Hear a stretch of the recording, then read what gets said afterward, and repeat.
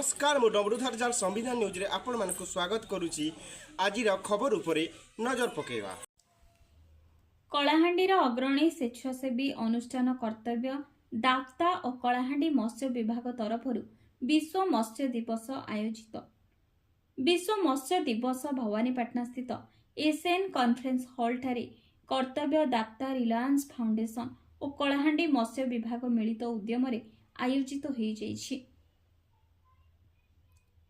कलाहांडीर विभिन्न स्थानरू शताधिक माछ चाषी उपस्थित थिबा बेले मुख्य अतिथि भावरे एडीएमओ श्री तन्मय दरुआन, अन्यतम सम्मानित अतिथि भावरे जिला मुख्य प्राणीधन अधिकारी श्री प्रमोद कुमार बेहेरा, श्री हलधर नियाल, जिला सूचना और लोक संपर्क अधिकारी डीएफ और श्री ज्ञानरंजन सेठी, श्री प्रभाकर नायक, जलछाया प्रकल्प निर्देशक श्री राजेश कुमार पटनायक, प्रोजेक्ट डायरेक्टर कर्तव्य श्री बिरंची नारायण राउत, अवसर प्राप्त सहकारी मत्स्य अधिकारी श्री सुशील कुमार बेहेरा, मुख्य विविध ग्रामीण आय और महिला सशक्तिकरण और माछ चाष विशेषज्ञ रिलायंस फाउंडेशन श्री देवेंद्र कुमार पटेल, जिला प्रकल्प निर्देशक रिलायंस फाउंडेशन प्रमुख माछ चाष विकास करने पाई विभिन्न उपाय और पदक्षेप सब निज अभिभाषण कही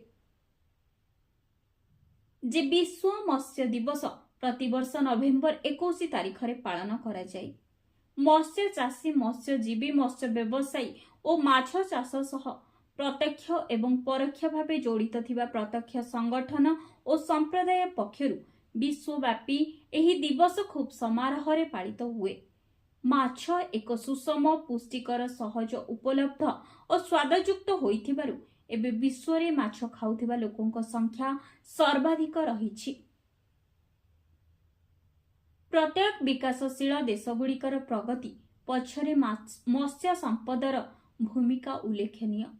भारतर अर्थनैतिक अभिवृद्धि रे मत्स्य संपदर भूमिका अति गुरुत्वपूर्ण। विश्व मत्स्य दिवस पालनर मुख्य उद्देश्य हेउछि जे विश्व रे थिबा प्राकृतिक जल उत्स यथा समुद्र, मधुर जल और खर जल रे थिबा मत्स्य संपदर अभिवृद्धि को सुनिश्चित करिबा। व्यापक मत्स्य चाष सत्वे भी प्राकृतिक जल उत्सरू माछ धरा जाई चाहिदा पूरण करा जाउथिबारु प्राकृतिक जल उत्स गुड़िकर पोषणीय परिचालनार आवश्यकता रहिछि। विश्व मत्स्य दिवस पालन अवसर रे उभय प्राकृतिक जल उत्स, मत्स्य संपद, मत्स्यजीवी जीविका सुरक्षा पाई सचेतनता तथा विश्व नेतृवृंदक दृष्टि आकर्षण करा जाए।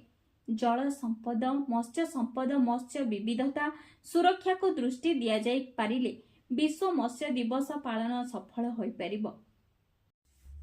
एही कार्यक्रम को प्रशांति नायक स्कीमेटिक ऑफिसर कार्यक्रम संयोजन करिथिबा बेले उपस्थित एएफओ और कर्तव्य संस्था प्रकल्प संयोजक श्री निराकार दंडसेना, विकास चंडी और दाप्त संस्थार मत्स्य चैंपियन हृदानंद माझी प्रमुख सहयोग करी कार्यक्रमटी को सफल करथिले। कलाहांडीरू ऋषिकेश गोपाल रिपोर्ट, संविधान न्यूज।